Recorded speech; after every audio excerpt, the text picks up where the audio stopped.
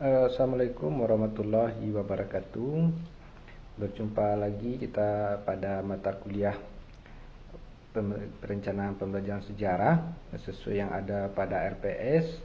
Adapun yang akan menjadi pembahasan kita pada pertemuan sekarang adalah mengenai pendekatan sistem dalam pembelajaran. Ini adalah materi yang penting untuk dipahami, karena dengan memahami materi ini maka Anda akan tahu dan paham bagaimana dalam merencanakan atau membuat sebuah program pembelajaran, maka kita perlu mengenal yang namanya dengan sistem. Nah, sistem ini akan membantu kita dalam memahami variabel-variabel yang mempengaruhi nantinya dalam kegiatan pembelajaran, sehingga akan membantu nanti dalam membuat perancangan dalam pembelajaran, sehingga kita butuh namanya sebuah sistem pembelajaran. Nah, kemudian yang harus kita pahami sebelum kita lanjut pada materi yang lebih lanjut, yang harus kita pahami adalah apa yang dimaksud dengan sistem. Apa itu sistem? Nah, itu adalah pertanyaan awal. Nah, sistem dari berbagai referensi yang sudah saya himpun dapat diartikan dia adalah sebagai suatu kesatuan komponen, ya, satu komponen yang berkaitan satu sama lain, dia saling berhubungan. Nah, kemudian komponen yang saling berkaitan tadi yang memiliki satu kesatuan itu dia berguna untuk mencapai tujuan tertentu. Dalam konteks ini tentu tujuannya adalah untuk mencapai tujuan pembelajaran. Nah, makanya ada namanya disebut dengan sistem. Nah, itu definisi dari sistem. Selanjutnya ada 3 ciri dari sistem. Ini secara umum terlebih dahulu. Yang pertama adalah bisa dilihat di sini, setiap sistem dia memiliki fungsi. Nah, kembali pada definisi awal tadi bahwa sistem adalah satu kesatuan yang saling berkaitan untuk mencapai tujuan, maka setiap sistem tadi memiliki fungsi untuk mencapai tujuan ini. Ya. Nah, kemudian ciri dari sistem yang kedua itu adalah setiap sistem bertujuan. Nah, maksudnya adalah tidak ada sebuah sistem yang tidak memiliki tujuan. Sebuah sistem dibangun, dia berguna untuk membantu kita nanti dalam merancang pembelajaran untuk mencapai tujuan. Konteksnya tentu adalah tujuan pembelajaran. Nah, kemudian ciri yang ketiga adalah setiap sistem dia memiliki komponen atau unsur. Nah, kembali lagi pada definisi awal tadi mengenai definisi atau arti dari sistem. Sistem adalah satu kesatuan komponen yang berkaitan untuk mencapai tujuan. Nah, makanya komponen itulah nantinya yang menjadi ciri dari sistem. Nah, kemudian selanjutnya adalah komponen-komponen di sistem. Karena tadi kita sudah mengartikan bahwa sistem itu adalah sebuah komponen yang saling berkaitan, maka di dalam sistem tersebut juga memiliki komponen atau unsur-unsur. Nah, apa unsur-unsurnya atau komponennya? Yang pertama adalah komponen dari sistem tersebut dia harus saling berhubungan. Ya. Ibarat sistem itu ibarat seperti sebuah rantai yang saling berkaitan. Rantai yang menyatu. Seperti ibarat sebuah rantai sepeda motor. Nah, dia antara masing-masing rantai itu menyatu kemudian membantu untuk memutar roda. Nah, itu sebuah sistem. Dia saling berkaitan. Nah, kemudian komponen dari sistem itu adalah keseluruhan dari komponen tadi, unsur-unsur dari sistem tadi, dia memiliki makna, ya. Sistem itu memiliki makna. Nah, kemudian yang ketiga, bagian dari sistem yang lebih besar. Nah, ini adalah komponen dari sistem itu sendiri. Selanjutnya, tadi kita sudah mengenal definisi sistem secara umum, secara global, universal. Nah, kemudian kita kerucutkan, kita spesifikkan bagaimana dengan sistem pembelajaran. Nah, pertanyaannya adalah di sini, apa itu sistem pembelajaran? Nah, sistem pembelajaran itu adalah dia merupakan suatu kombinasi yang terorganisir, di mana kombinasi yang saling terorganisir tersebut dia terdiri atas komponen atau unsur-unsur. Nah, unsur-unsur yang terdapat dalam sistem pembelajaran itu ada namanya unsur manusiawi. Nah, nanti kan kita perkenalkan satu persatu masing-masing dari unsur manusiawi ini, dan juga terdiri dari unsur. Ada unsur material, ada unsur fasilitas, ada unsur perlengkapan dan prosedur. Nah, masing-masing dari unsur ini, manusiawi, material, fasilitas, ya. Nah, masing-masing dari unsur ini, manusia, kemudian manusiawi, material, fasilitas, kemudian perlengkapan dan prosedur ini dia saling berkaitan, di mana kaitan tersebut nantinya saling berinteraksi untuk membantu kita dalam mencapai tujuan pembelajaran.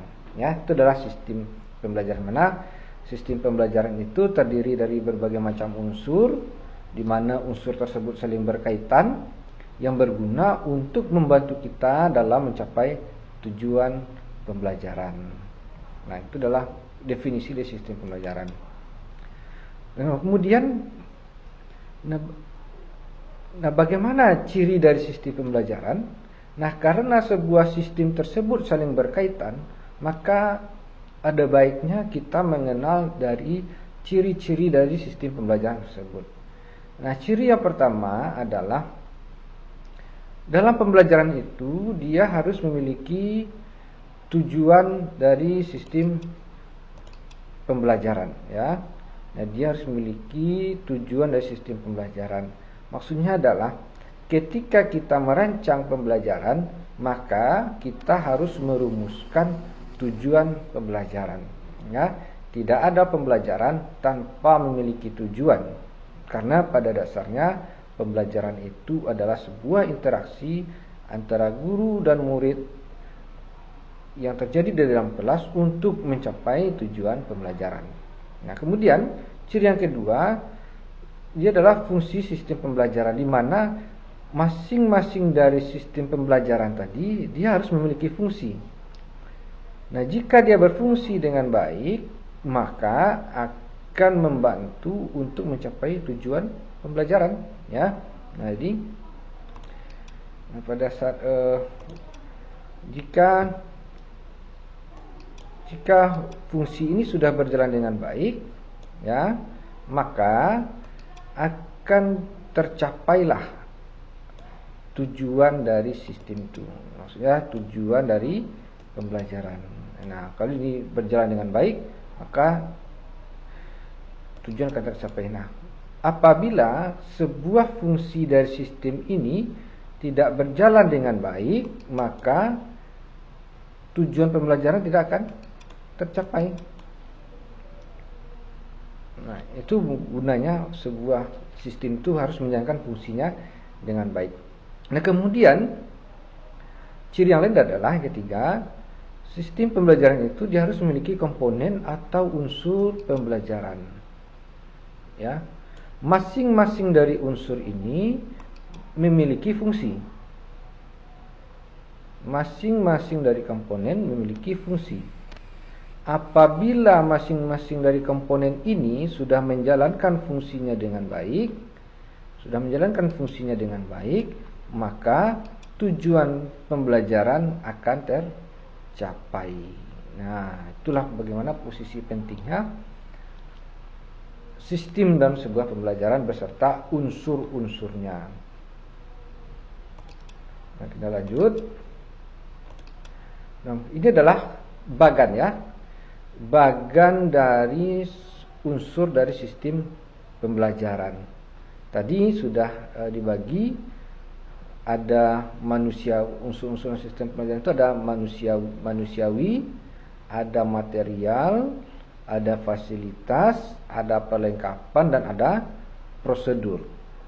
Untuk manusiawi ini adalah orangnya. Siapa yang terlibat dalam proses pembelajaran? Tentu dalam proses pembelajaran adalah adanya interaksi antara guru dan murid, peserta didik, ya. Harus ada, dalam kegiatan pembelajaran harus ada unsur manusiawi. Nah, kemudian apakah cukup ketika dalam pembelajaran hanya melibatkan guru dan peserta didik? Tentu tidak. Unsur manusiawi ini harus didukung oleh unsur material. Nah, apa saja yang terdapat dalam unsur material? Ada buku, ada film, dan ada foto. Ini bisa kita katakan sebagai penunjang dalam kegiatan pembelajaran.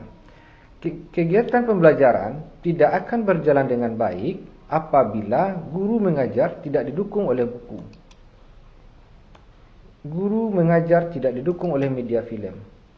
Guru ketika mengajar tidak didukung oleh media foto. Begitupun peserta didik. Peserta didik tidak akan cukup memahami materi ajarnya yang diajarkan oleh guru kalau tidak didukung oleh buku. Tidak didukung oleh katakanlah media film atau audiovisual atau media visual. Nah, ini saling berkaitan. Ya, dia makanya antara unsur manusiawi dengan materi ini dia saling berkait. Nah, selanjutnya sebuah sistem pembelajaran akan berjalan dengan baik apabila dia didukung oleh fasilitas. Fasilitas apa yang bisa mendukung dalam sebuah sistem pembelajaran? Salah satunya adalah laboratorium.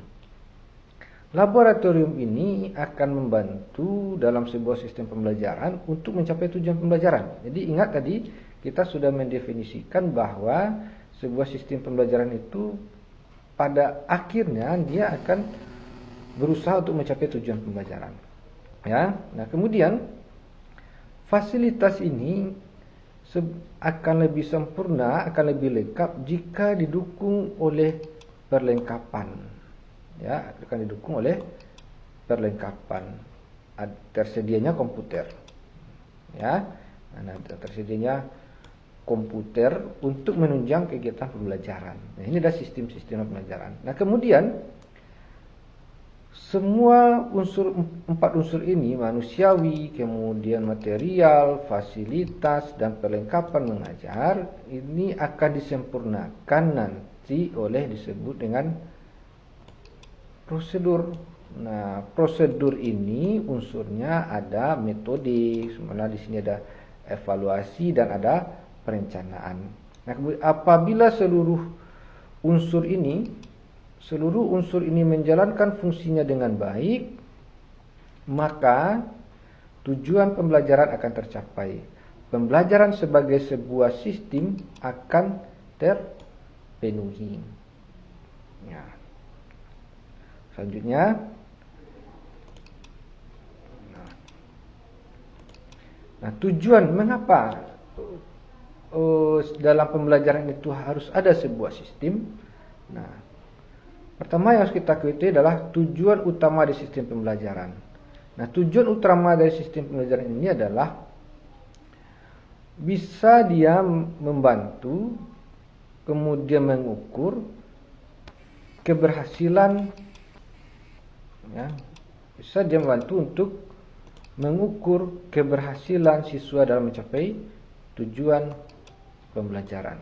Nah, ini adalah tujuan utamanya. Bisa dia untuk mengukur ketercapaian tujuan pembelajaran, bisa juga untuk mengukur ketercapaian membantu dalam mencapai tujuan pembelajaran. Kemudian fungsi utama di sistem pembelajaran ini adalah mempermudah tercapainya keberhasilan siswa mencapai tujuan pembelajaran.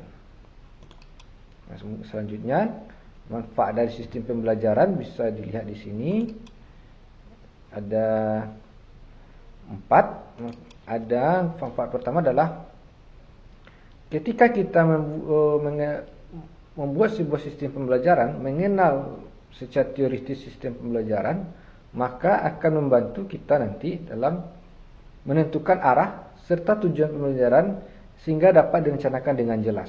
Ya, makanya harus kita pahami betul bagaimana posisi penting pembelajaran sebagai sebuah sistem.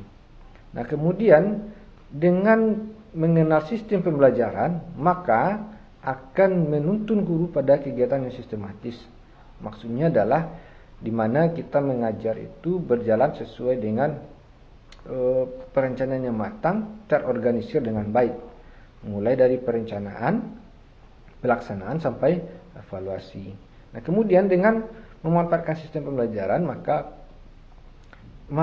dapat merancang pembelajaran dengan mengoptimalkan segala potensi yang ada, ya. Kemudian dapat memberikan umpan balik. Nah, barangkali itu saja materi kita pada hari ini mengenai sistem pembelajaran. Nah, jadi dari pembahasan ini dapat kita lihat betapa pentingnya kita mengenal unsur-unsur dalam sistem pembelajaran, karena masing-masing dari unsur ini dia saling berkaitan untuk membantu kita dalam membuat program pembelajaran agar dapat berjalan dengan baik dan sistematis serta terorganisir. Sekian, mudah-mudahan bermanfaat untuk kita semua. Kita akhiri. Assalamualaikum warahmatullahi wabarakatuh.